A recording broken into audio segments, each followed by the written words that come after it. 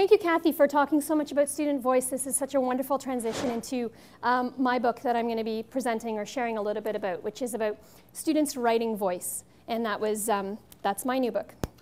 If you want to be smarter than everybody else when you go back, the really cute little boy on the cover in the blue shirt, that's my son. So Kathy talked about student voice. And just as I start thinking about writing voice, what is voice? What does voice mean? So just look at a few definitions. So this is one of the definitions. Voice is the sum of all the strategies used by the author to create the illusion that the writer is speaking to you directly from the page.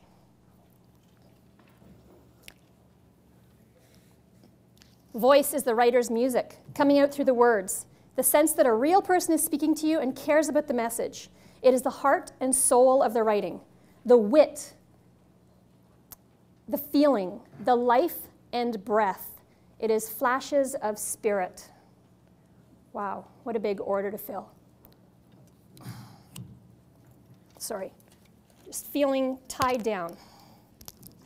You don't mind if I rearrange, sorry. Okay, better. What is voice? What you're looking at are some envelopes, and those are addressed to my children. About 2 years ago, my mom passed away. And recently after she passed away, my father found this package of envelopes, and in them were letters that were written to my children that my mom had written through the years. They were all things that she wanted my kids to know and think about. And when I read them, they are full of her voice. They're full of her spirit. They're full of her words. I can hear her talking to me from the page. That is what voice is. It's your soul on paper.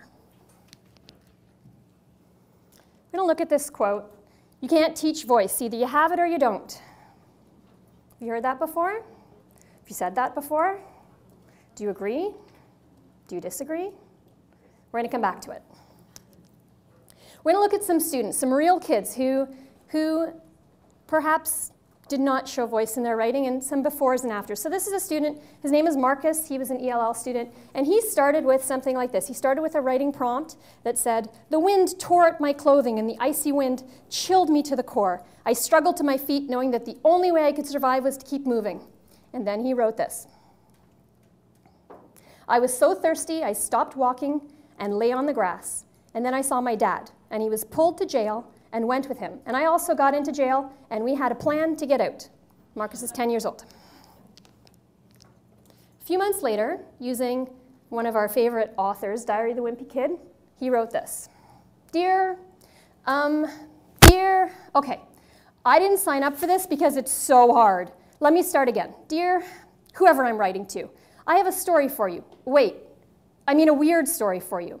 This weird story I'm telling you is about me at recess. By the way, my name is Billy. I get lonely at recess, and this is how it started out. First, I'm sorry, Kathy, this is a bullying story. Sorry. First, I was playing with my friends, and then all of a sudden came Ryan Bluck. He elbowed my two friends, and I had no idea what to do, so I just ran away. Wait, ran away? That's not what happened. What really happened is that I was fighting Ryan Bluck, and he had to go to the hospital because of me. Awesome me. Don't believe me? Fine. I'll tell you the truth. I ran away. All right. I told you the truth. So you can hear his voice coming through as a writer. There's one other student. His name is Frankie. He's also 10 years old. So he started with something like this. Imagine you're a soldier in the war. How would you feel? Something we typically do with our kids this time of year. And this is what he wrote. This is his before writing for me. In the war, what would you see? I would see a ghost. I would feel so hurt. Burning wind. What's going on? I would be very scared/worried.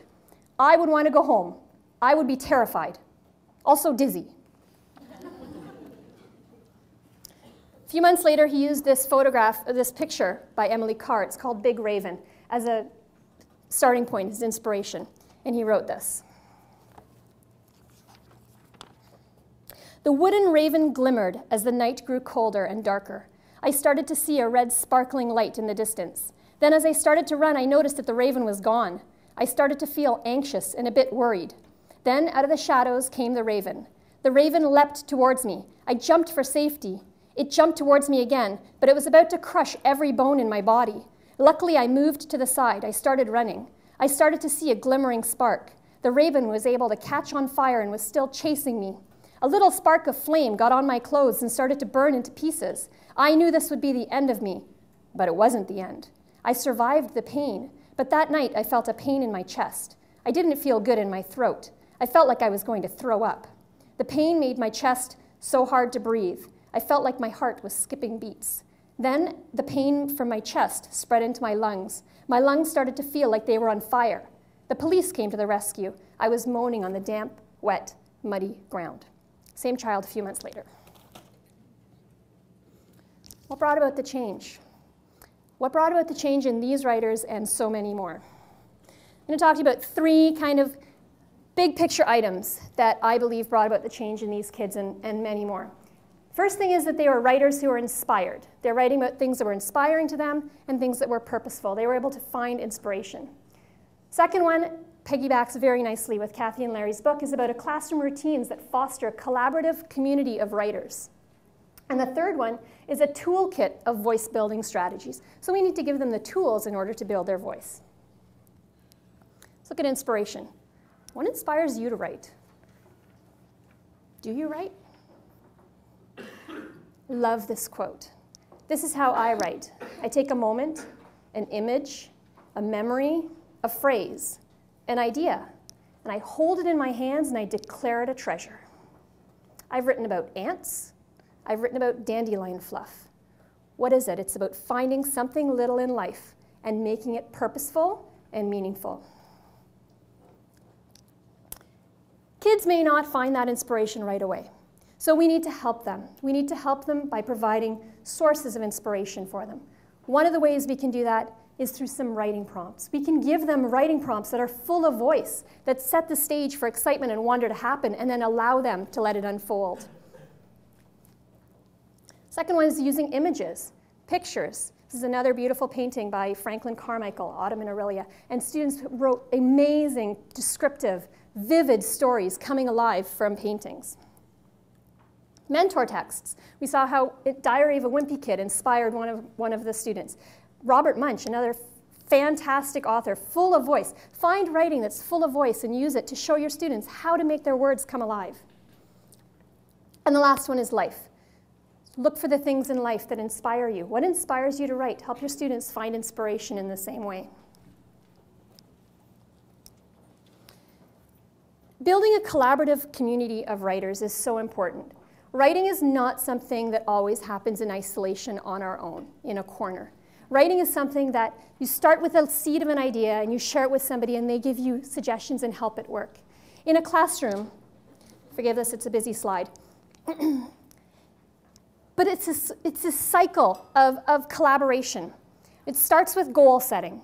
So students understand what their goals are as a writer, and then they write, working on those goals.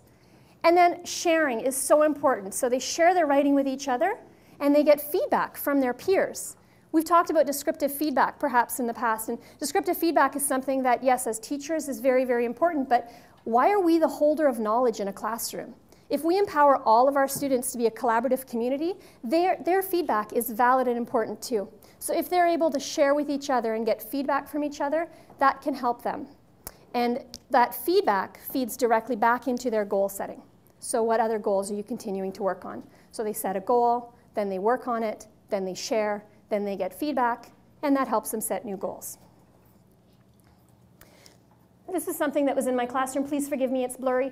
But just a simple way of setting it up. So I have learning targets in the middle. What are the kids working on? These are our goals. And then around them, and they look like speech bubbles, are feedback prompts. So our kids know how to talk to each other about their writing. So instead of being, I like this part, it's making observations, asking questions, putting the ownership back on the author. We're going to talk a little bit more about that.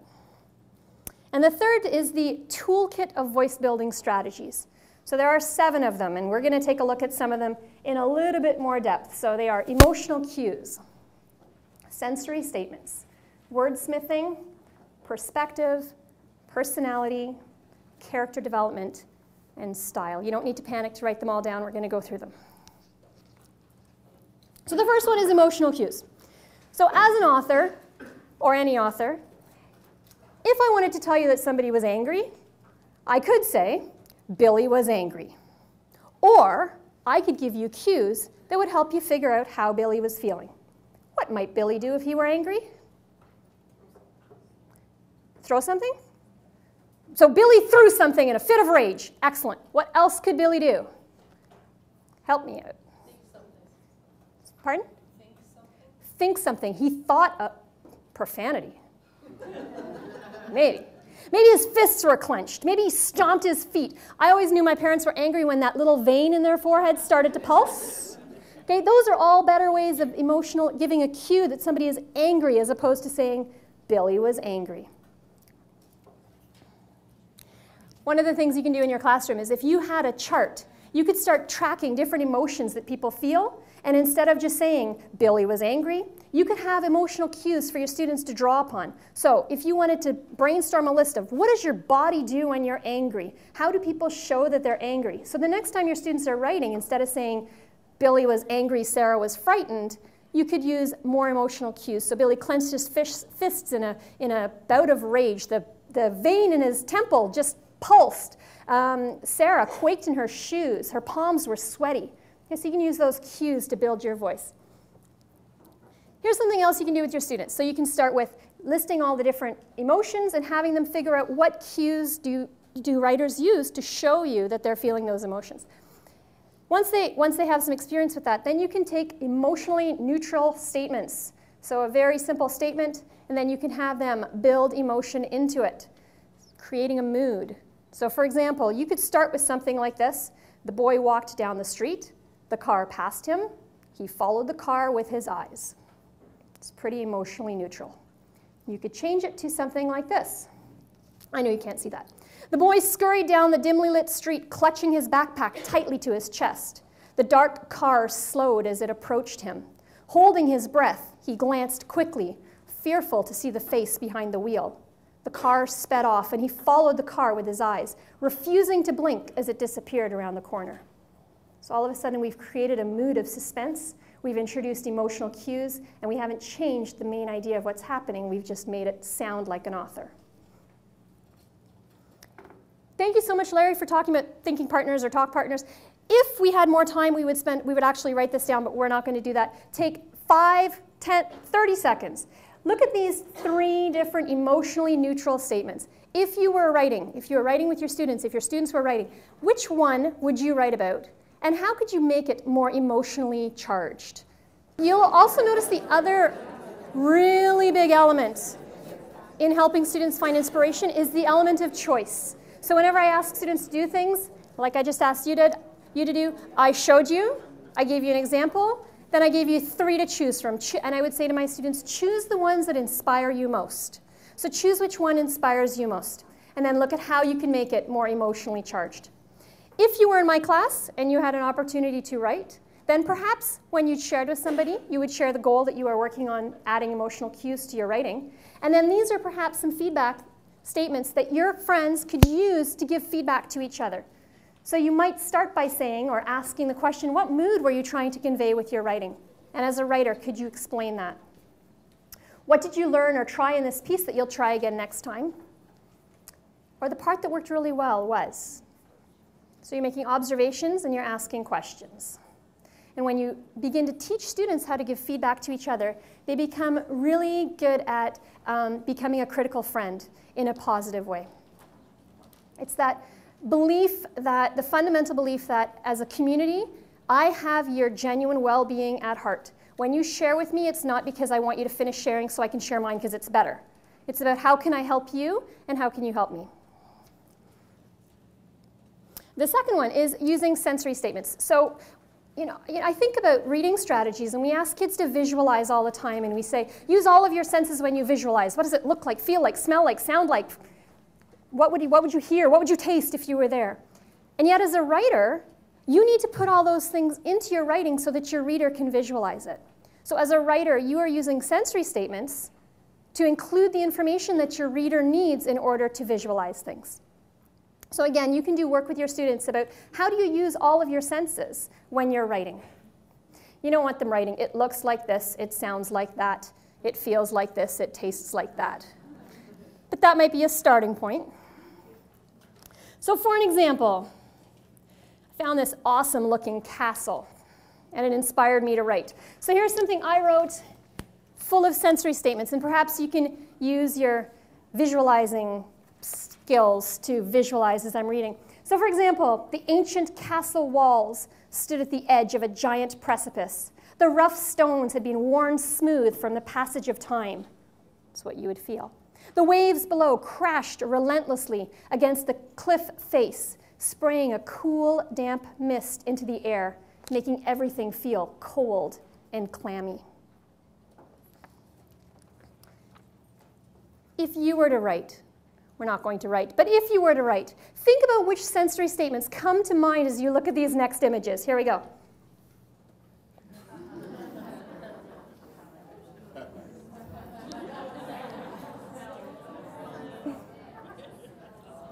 That's my happy place. Might be early in the morning.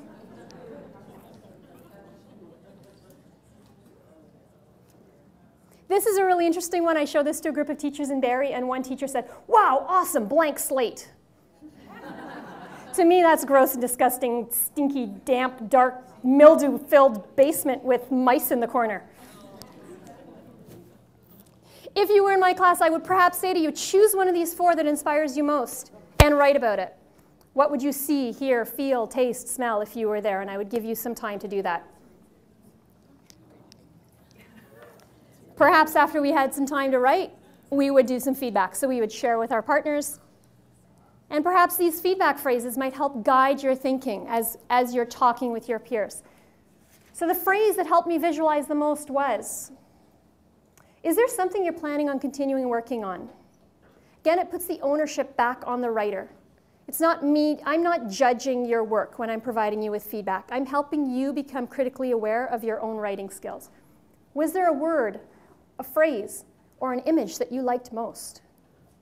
I find sometimes I get a word and it's a really great word and I can't wait to use it. We're not going to talk about all of them in as detailed way, but the third voice building strategy is wordsmithing. You need to become an expert with words. How do you use them? You need to keep words that are exciting and savory and that you want to use again. Here's a simple activity you can do with your class. Start with a very emotionally neutral, just a very plain type sentence right at the top of a piece of paper. You can have as many different sentences as you can for your students so that everyone gets a different sentence. For example, I went to the park, there was a dog. Underneath that sentence, the students will then write kind of the same idea, but using different words. In the vast empty space, there was a hound. Then they're going to fold it down so you can't see the first sentence, and all you can see is the newly formed sentence using more creative words. Then they're going to pass that sentence to another friend, who's going to take that sentence that has new words and rewrite the same idea using different words. And then they're going to fold it down so that all they can see is the new sentence and pass it to somebody else. And you can do that 3, 4, 5 times or until you're tired of doing it. And then the kids can open it up and look at all the different ways to use words to craft the same idea. The fourth one is perspective. So this is about writing, understanding who is telling the story and why that is important. You know, we need to teach kids that there are 2 different ways to write when you're telling a story. You can write in the first person perspective, which means the story is all about me and I am in the story. Or you can write in the third person perspective, which means that I am not in the story, I am an observer, and I'm going to tell you everything that happens. What I notice with my little guys is they start in the third person perspective, and then as soon as the action becomes excited, there they are! Yeah. Where'd you come from? Okay. Character development. So thinking about characters and making them real. How can you develop characters that are real and exciting? So, for example, I found this picture of this person, this homeless person, and I wanted to make this person real. So I wrote about them. And for example, this is something I wrote. Elena clenched her toothless jaw as she shuffled along the sidewalk. The front wheel of her cart wobbled as she limped behind, her fingerless gloves clutching the handlebar. Her dirty face was hidden beneath layers of old, worn scarves. The sadness in her eyes told stories of her past. She paused occasionally, glancing down the alleys, tugging on the coat of her collar. Take a character and make them real. If you were in my class, or perhaps if we were writing, I would say, choose one of these characters. Who inspires you most? How could you make them come alive?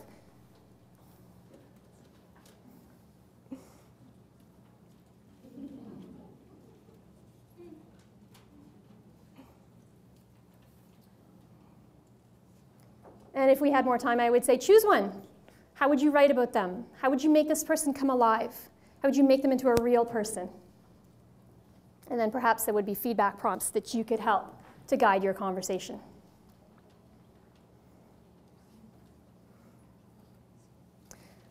Personality, you need to make your writing sound like you. I'm going to tell you a little bit about myself. If you don't know that I'm from the Caribbean, I was born in the Caribbean in beautiful country of Grenada. And this is a picture of a Caribbean dish called pilau. And about 2 weeks ago, I really had a craving for pilau. The only problem is I don't know how to make it, and I've never made it before in my life. So I Facebooked to my uncle, who lives in Grenada, and I said to him, could you please send me your recipe for pilau? Well, he didn't respond fast enough for my liking, so I Facebooked it again, except this time I wrote it on my wall so everyone could see, and I said, any of my long-lost relatives from Grenada, could you please send me the recipe for pilau? And this is the message that my uncle sent me. And I have to read it, because the only way I can read it is to hear his voice. This is clearly his personality. And I can't read you the whole thing, because unfortunately it is a secret family recipe, and I'm not allowed to share. But he says to me, Lisa, Lisa, Lisa, oh, ye of little faith. I was busy trying to put together a quote to try to land the contract to refurbish the Presbyterian church clock tower in town. So I was a bit distracted. Sorry. Okay, here's the recipe for making Grandma's secret chicken stew. You notice it's a stew. Number 1, a large pot. Number 2, medium-sized onions, 12 chicken wings, seasoned, dilute, blah, blah, blah. Set aside. Oh, is not a stew. Oh, okay, okay. So then he continues on, and then he says, add chopped onions and carrots. Oh, I forgot to tell you about the carrots. Well, just add them anyway. Add anything else you feel like, beans, sweet peas, corn, oh, and a shake or two of black pepper. Then he continues, and then he says, if you can find Maggi chicken bouillon, crumble 2 cubes when you add the rice. Now, this is Grandma's secret recipe. And not just for any curious, non-related, how you make that, I like it too, I want to know people. Only give it to them if they can give you Kentucky Fried Chicken's recipe first. Call me if you have any questions. So no doubt about it that is his personality shining through. And I can't even read it without imitating his accent, because that is clearly him talking to me. And the last tool in our toolkit is style. And we teach kids about style using things like literary devices. But one of the ones that I've discovered is so powerful is the use of emphasis in writing. And the last example I'm going to share with you is very recently, this came to me from Jonathan Sachs. He's the chief rabbi in the UK, and he was addressing the United States Senate. And his phrase that caught my eye is, if you just look at the way he placed emphasis and pausing in this quote, he says, honor the dignity of difference, never forgetting that the people not like us are still people like us. So when we place the emphasis in a different spot on different words, we shift the focus, and we're able to change the meaning of a simple phrase by where we pause or where we add emphasis. Just an aside, if you think those posters would be useful for you, they are on my, I have a blog on my website, so you can just find them on there, you can print them off, or if you just Google voice posters and my name, you'll find them very easily. We started with this. You can't teach voice, either you have it or you don't. Agree? Disagree? Where are you now? Raise their voices. 3 things. Help writers find their inspiration. Build a collaborative community of writers. And provide a toolkit of voice building strategies. 3 things to help your writers raise their voice. Finally, if you're looking for me online, you can find, that's my blog. I blog about all sorts of things, teaching, learning, life, sorts of crazy things that pop into my head. If you want to know what inspires me. And Twitter, you can follow me there. Thanks.